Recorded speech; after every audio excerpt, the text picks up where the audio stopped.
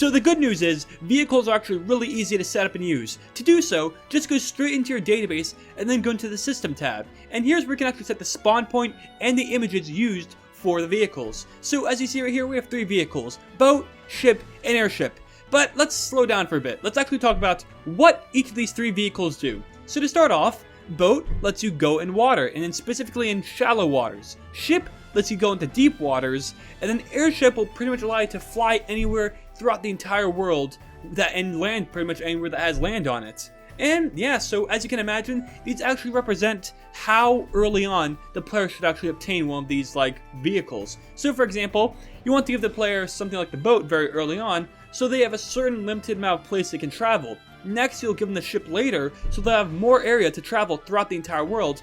And then near the end or middle of the game, you want to give them the airship so they have full control over where they go throughout the world. And that's pretty much the entire focus of how vehicles work and how you should actually implement them into your game. But enough of this, let's actually make it so we set up these vehicles to be used inside of our game. So to do so, let's actually go to this part right here and set a spawn point for our boat. So we'll set it so it's like right here, I don't know.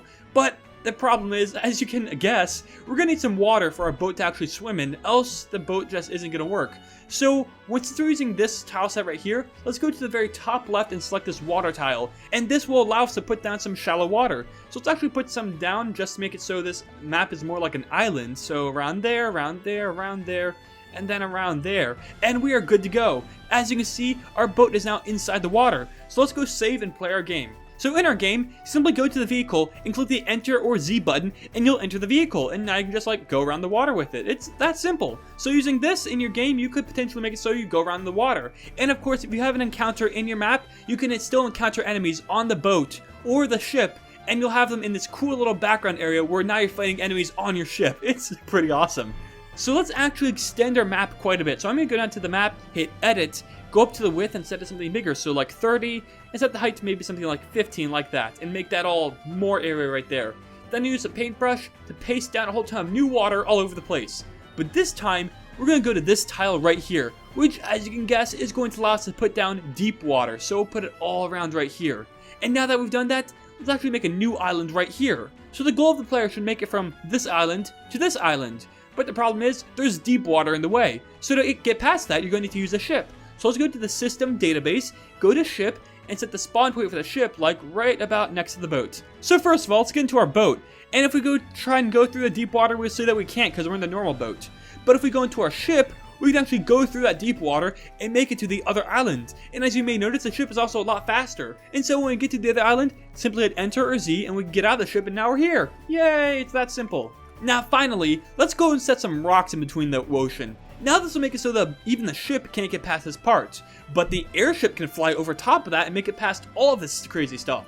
So let's go to our database, go to the system tab, and set our airship to be spawned on some portion of the land, so right there. So now let's go stand on top of the airship, push enter or Z, and now we're inside the airship and we can pretty much fly anywhere throughout the entire world, and it's really fast, and yeah, so yeah, you're probably going to give this to the player very late in the game so they can't just go anywhere at any time. But using it, you just push Z on top of a piece of land, and now you're on that land. And that's really all there is for ships, boats, and airships. A couple things to mention is, number one, you can actually change the image used for your boat, ship, or airship by double-clicking right here and selecting a new image. So instead of making this wooden boat like this, we can make it like this. It's sort of cooler that way, in my opinion at least. And now our boat in our game will have this image instead of the other one it had by default. And while you can't really hear it in this video, the boat, ship, and airship all have their own custom themes that are played when the player is inside one of them. So for example, if the boat right here is using the ship 1 theme like this, the ship is using the ship 2 theme, and the airship is using the ship 3 theme, like that. It's pretty simple to set up. Simply go into one of these, choose a new one, hit OK, and now it's going to be using that theme instead.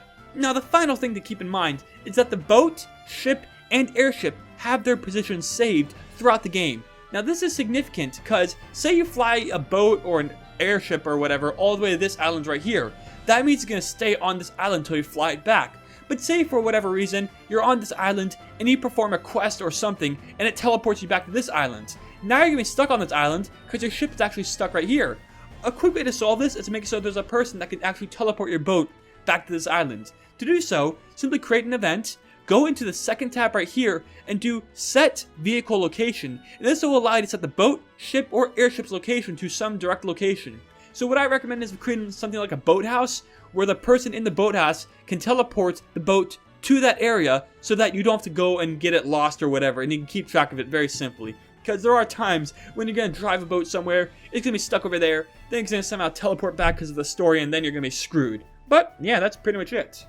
And that's all for this tutorial. If you enjoyed, please give this video a thumbs up, comment about what you liked and didn't like, perhaps there's something you're confused about and want to see in a future tutorial, and yeah, that's really all for now. Until next time, RPG Maker tutorial ends.